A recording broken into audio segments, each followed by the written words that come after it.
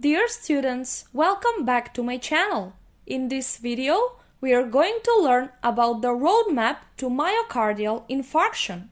Myocardial infarction, or a heart attack, occurs when an area of the heart muscle doesn't get enough blood.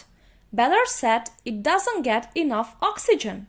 The portion of the heart that is not getting oxygen is going to die, because without oxygen, there is no life. Usually, the heart suffers from hypoxia due to an ischemia. The word hypoxia means decreased oxygen, and ischemia means reduced blood supply to the heart. You may question yourself, how is this even possible when the heart is actually filled with blood? Well, even though the heart's chambers are filled with blood, the heart doesn't get nutrients and oxygen from the blood within the chambers, but it has its own blood vessels as same as all organs in the body.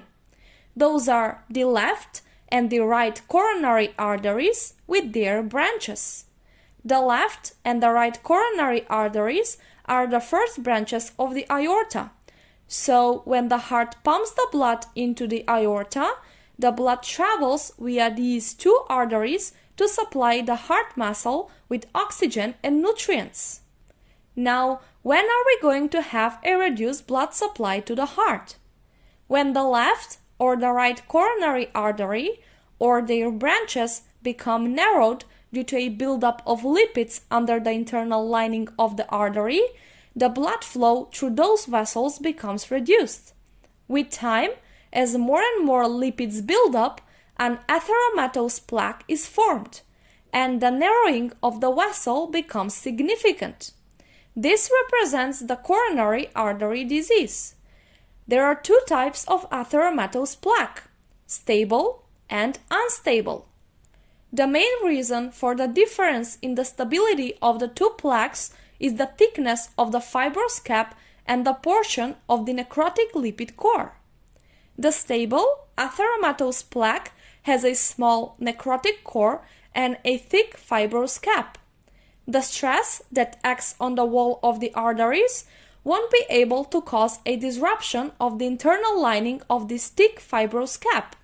Therefore, the stable atheromatous plaque is not prone to cause an acute condition like a heart attack.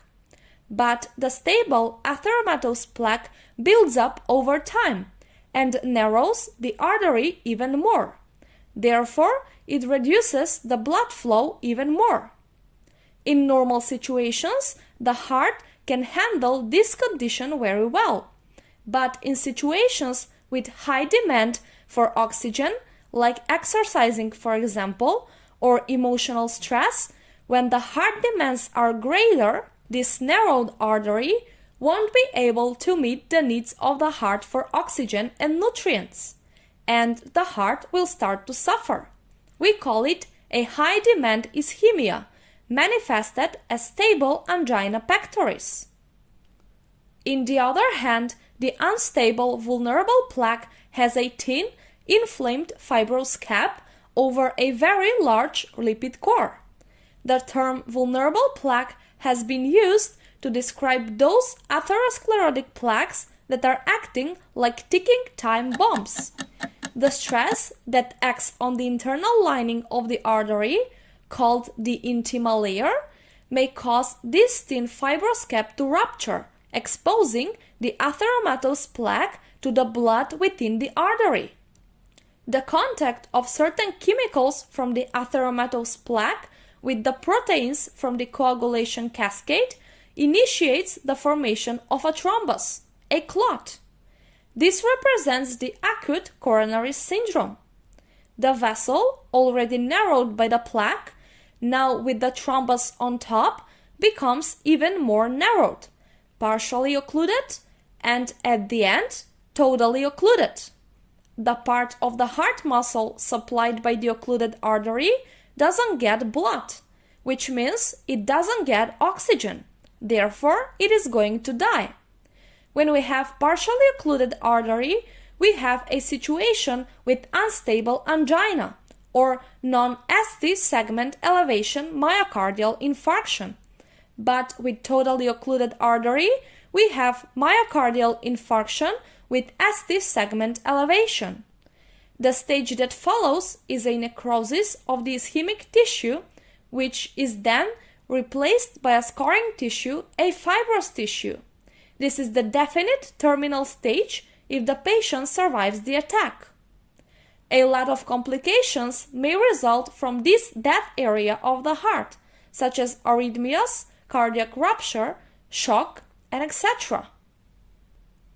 If you look at all of the explanation retrospectively, you will see that there are 3 stages covering this problem, starting with ischemia, when the artery is narrowed, then injury, the formation of the thrombus, and then necrosis, the terminal phase, the result left from the injury.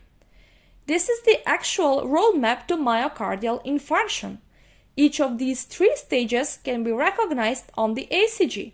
Luckily, by careful interpretation of the ECG, we can detect the part of the heart that suffers from ischemia.